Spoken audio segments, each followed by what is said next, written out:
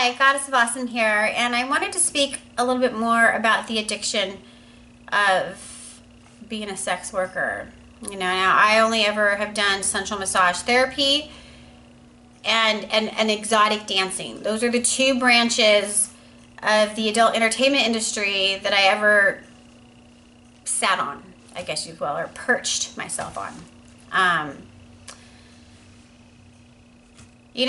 Becoming a sensual massage therapist, for me, I did consider being a full service girl. If you don't know a hand job is option, I think a lot of girls go straight to that. Like, they don't know a hand job is an option.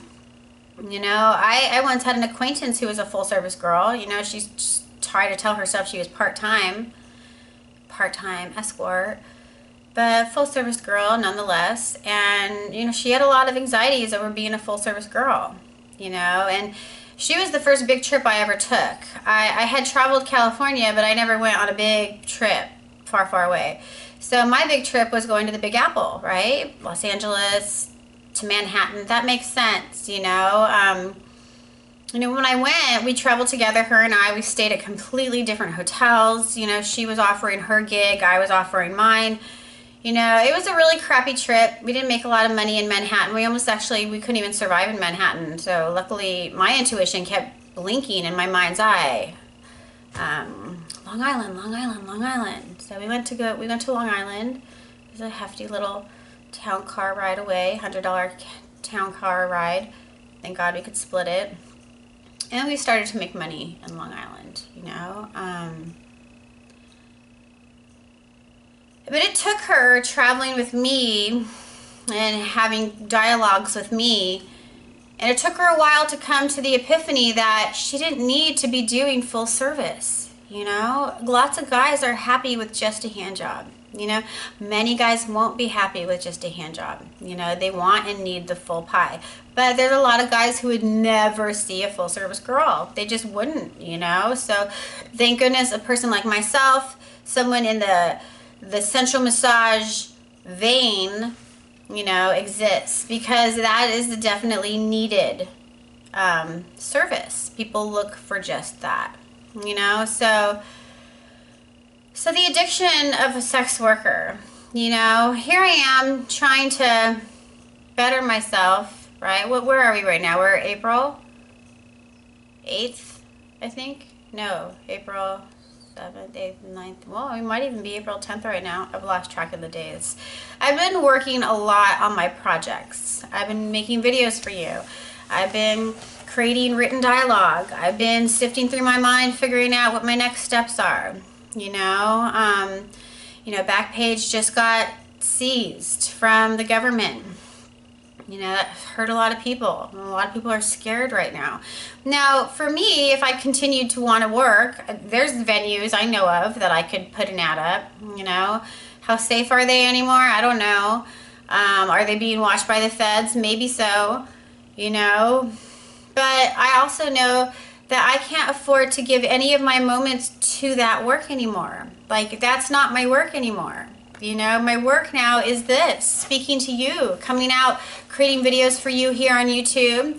Also creating videos for my member website that's going to go up. I'm teaching instructional hand job videos, not as a inciting thing. I'm not trying to incite anything, but there are a lot of women out there who might want to know, a lot of boys, men out there who might want to know how to give an amazing hand job. I'm definitely a master of that craft, I've done a lot of trial and error, 18 years of practice, I think after 18 years, I might have discovered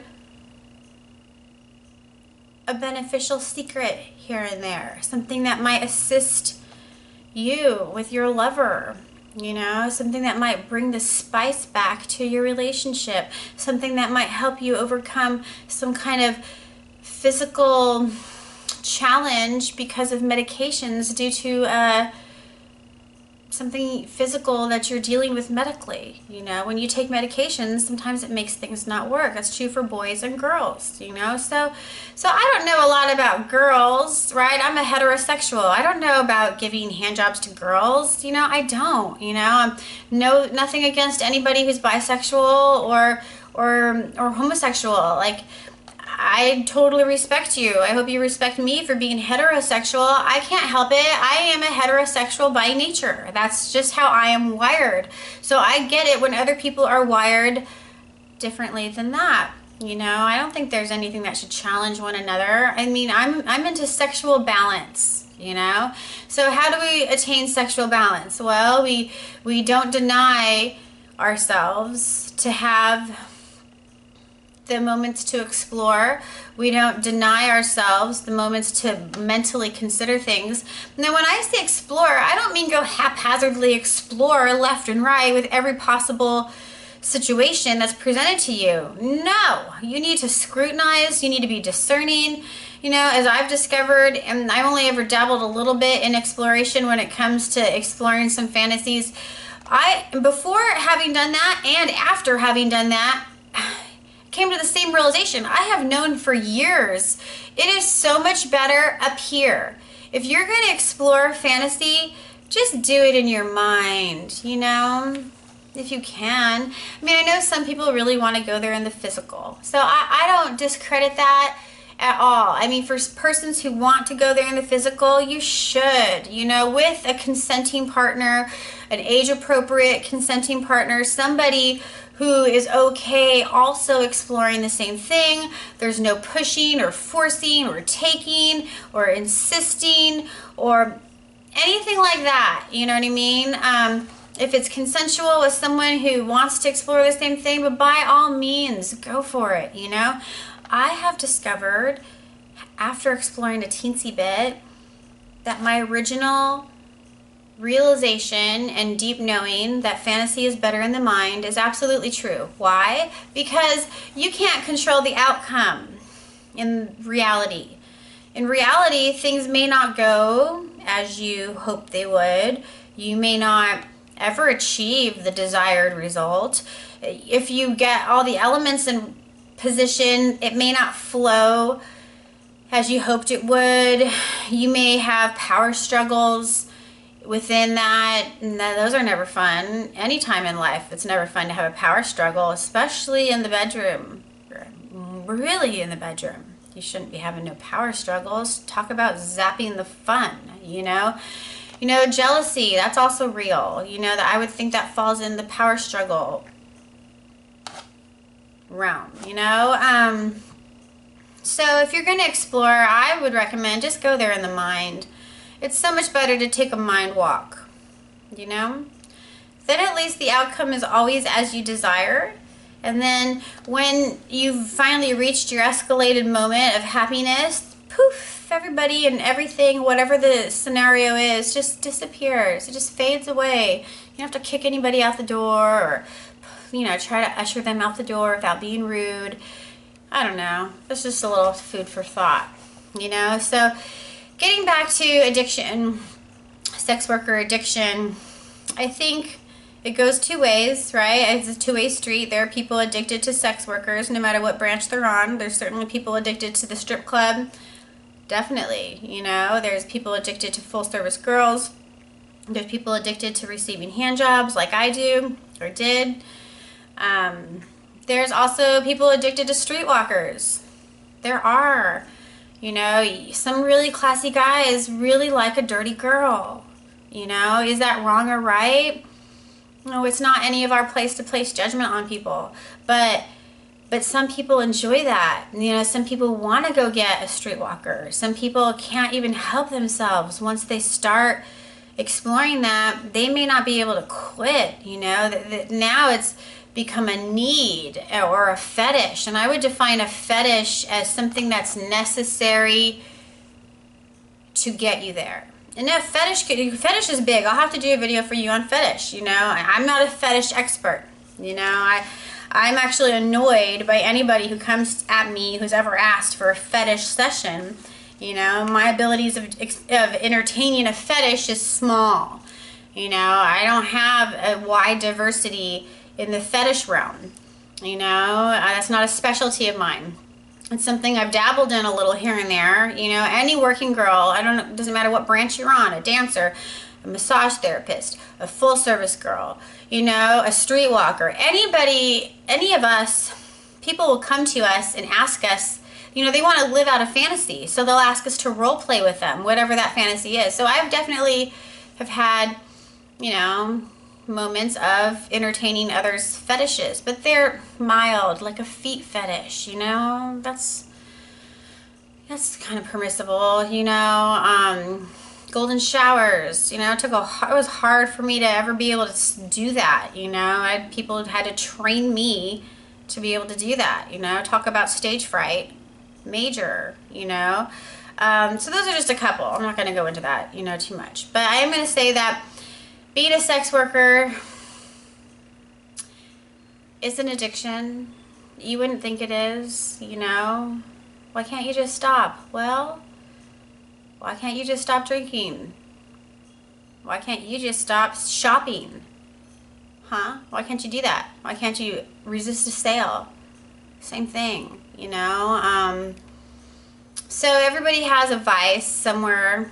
Most people have a vice, and I've actually been working on giving my vices up, right? I haven't smoked pot in almost 6 weeks. Wednesday will be 6 weeks. Today's Monday.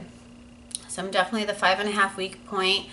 You know, I still think about it every day. You know, I definitely want that relaxation. You know, I want to kind of check out a little bit and have a buffer, you know. You feel things more when you're sober. Yeah? That's why a lot of us buffer ourselves. You can buffer yourselves in lots of different ways. You know, it doesn't even have to be alcohol or weed. It could be your prescription drugs. You know, a lot of people are on prescription drugs. Do you really need them, or are you just asking your doctor because it's legal and you can get away with it, you know? Look at poor Elvis. He was definitely the poster child of prescription drug abuse, you know? Poor baby. Justified it in his brain that it was okay because it came from his doctor. Elvis didn't like alcohol. He hated the way it tasted. You know, he was a good boy. He was a church boy, you know, gospel lover. It came from the doctor. It made it okay, you know. So it's interesting what we accept as vices. Some people don't have anything like that. Some people's vice is food, you know, or certain kinds of food, like sweets or even grease. I've heard of that. I've heard of somebody having a grease addiction. They loved anything greasy fried foods, greasy meats. The grizzle of the meat was more satisfying than the meat itself. I mean, there's such a variety of what people can be addicted to. So I don't think anyone should be surprised out there to hear that sex work is an addiction on some level. It's not to mean that we love it and we thirst for it and we crave it every day. We crave the quickness of the money. We crave doing less hours of what average people do and getting a higher payday. That's our addiction. Our addiction is the fastness that the income is possible to come in. Now, does it come in like that every single day? No, unfortunately. You know, some days are definitely better than others. You might have a dry spell for a long time and then have it be busy. Or if you're like me, you'll go out and you'll try a whole bunch of different territories. And I've worked in 36 states and 58 cities. You know, that's a lot of trial and error. Some of those cities weren't good. Some of those cities were spectacular, you know. So how do you know, how do you find these places? Well, you have to be willing to take a risk, you know, put your money out there and hopefully you'll get a return on it. Sometimes you put your money out there and you don't get a return on it. You know, so that, again, that trial and error. You got to be willing to take action and pray to God you're in the right spot, you know. I've had bunk trips. I've had lots of bunk trips, you know. So I know cities that I would never go back to, and I know cities that I absolutely crave to go back to. So I'm going to say one thing really fast, and then I'll wrap up this video. You know, I haven't been in a gig for a while. You know, I've been home for almost a month, I think. Maybe it's been over, I don't know. I've been home for a few weeks now. I haven't been working on a regular basis. I've seen 2 regulars since I've been home. And maybe one 30-minute of someone who had been previously trying to get a hold of me, but they never could connect, and finally they were able to come in. So that's nothing. As far as being addiction, yeah, I'm craving to go out right now. You know, it's early April, getting towards the middle of April, and I don't know how May is going to happen, and I don't know how June's going to happen, and I have things to pay, you know. Last night I dreamed I was at work. I have been dreaming I'm at work. Isn't that messed up? You know, I'm trying to get away from it. I'm not doing it, and yet in my dreams I am seeing clients. I'm doing hand jobs in my dreams. Isn't that absurd? Too bad the money can't come through in the dream. Well, if that's all it took.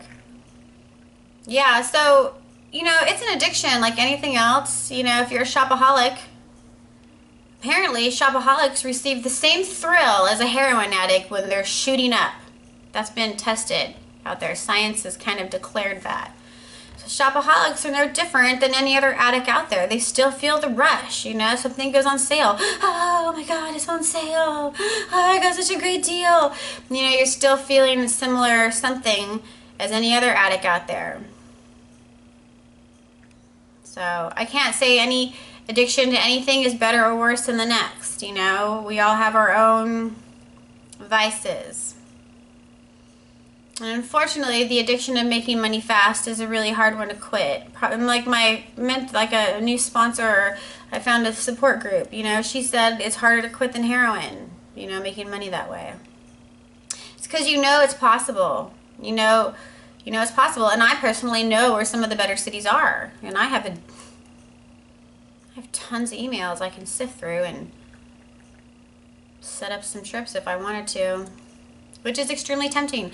But, you know, I can't do that. I can't do that right now. A, I don't want to do that. I don't want to do it.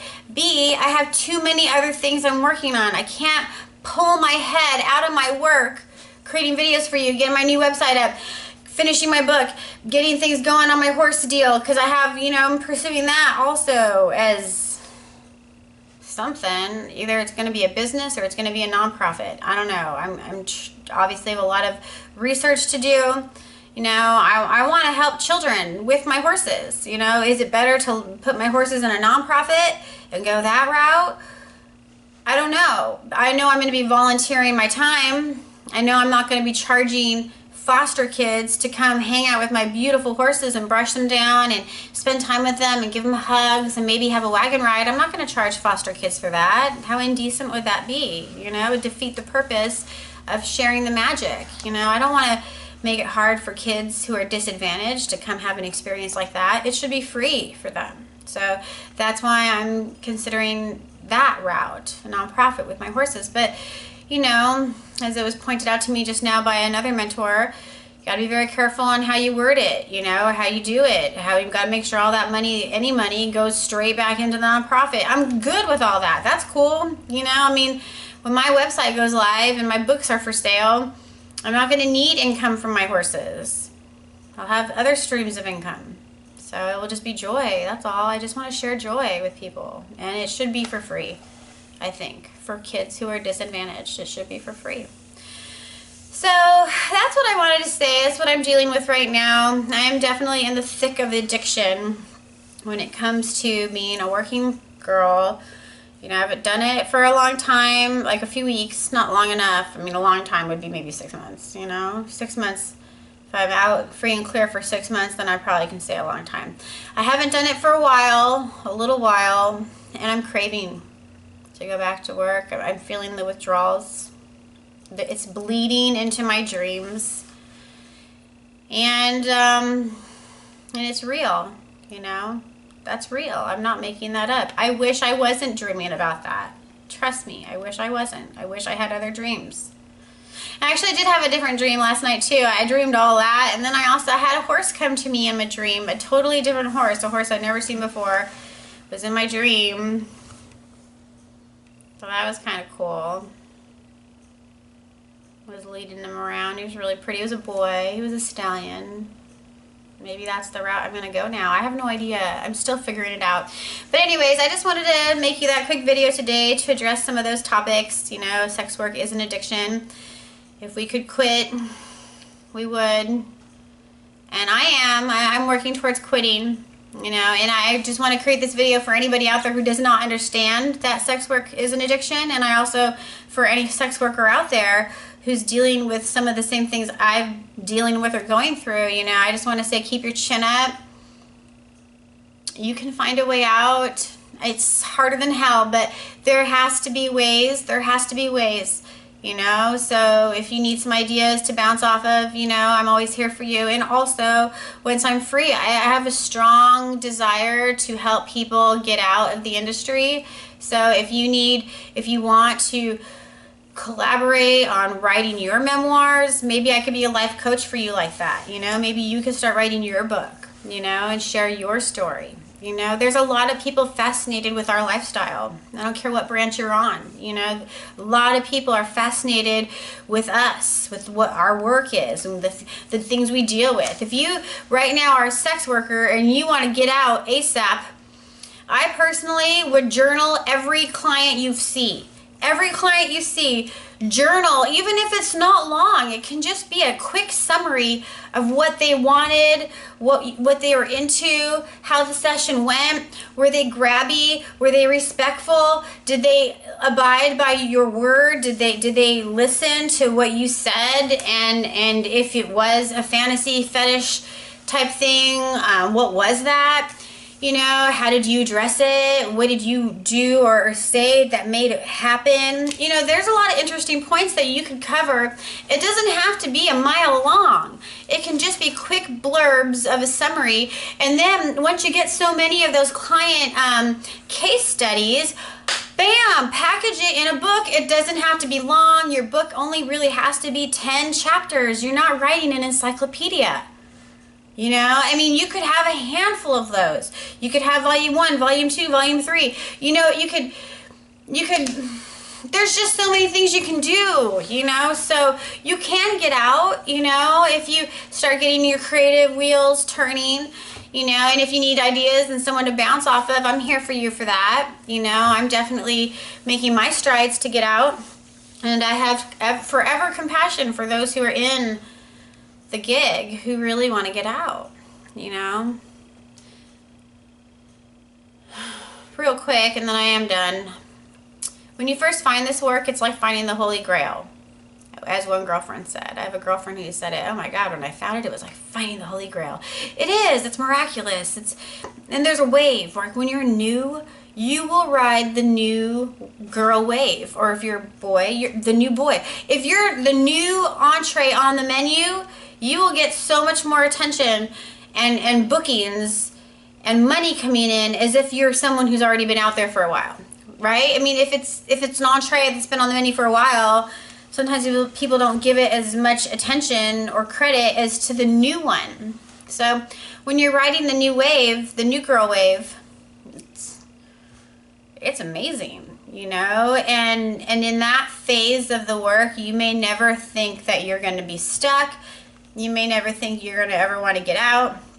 You may never think that you may never think you can't stop, right? Isn't that part of the definition of an addict? It's something you can't stop, even if you want to. You can't stop.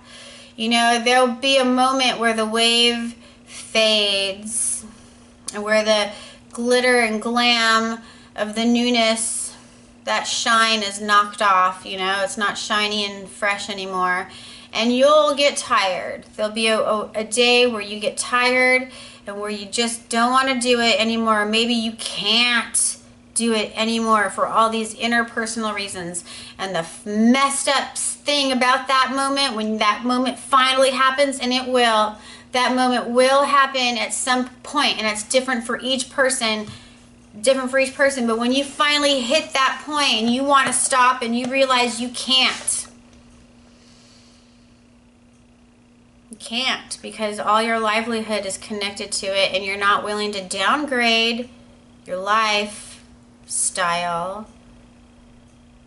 to a minimum wage job that won't support you. You'll probably have to be on food stamps, maybe. I don't know.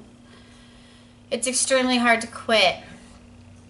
So that's the part of the Holy Grail that when you find it, and it's so amazing, you don't realize later that amazingness will fade, and you'll then be stuck in the sticky tar pit with a lot of suction and a lot of grip, and it won't let you go because you won't be able to let go as much as you want to. You'll try and you won't be able to. So if you're not in the industry and you're thinking about coming this way, please don't. Please try to find a different way. Go be an Amazon person. Go check out Amazon FBA, you know. I don't know how long that wave is going to happen for, but better to get on that ship now and get any basic capital you can will come to you, so you might be able to start another business doing something else, you know, down the road. So that's all I wanted to say. Sex work is an addiction. It really bites. Can't stop even if we want to. I've stopped, right? I'm not advertising. Backpage is gone now. It's one of the best venues out there. It was the best. Everybody was there. Now, you had to be discerning, but the discerning people could sniff out a quality person. Absolutely, you know. So now that that venue is gone, you know, I'm even more ecstatically happy that I've already been making these humongous steps towards my transition of getting out. But I do feel for my brothers and sisters who are in the realm and who have no roadmap and no stepping stones that they can see to get out, you know. So again, in the future, I might be writing biographies, you know. I might be doing that. So if you have an interesting life or an interesting story and you've been a sex worker, you should comment on this video and reach out to me, and maybe we can figure out how to start your biography or your autobiography. We can set you on your way. You can write it yourself, you know. But if you need help, maybe I could do that. Maybe I could be that for you, or set you up with somebody who can also do that. I'm sure in time I'll be networking with all sorts of wonderful people. So that's all. Sex work is an addiction. Even if we want to quit, we can't. And for those of us who are trying to quit, more power to you. Hopefully we all make it out. We just have to keep persevering and keep taking forward motions, and don't let go of your momentum. That's what it is. You got to keep the momentum, keep your propeller propelling, and hopefully you'll have some breakthroughs, you know. Anyways, lots of love and light to you. I'm the Goddess of Awesome. Thanks so much for being here with me today.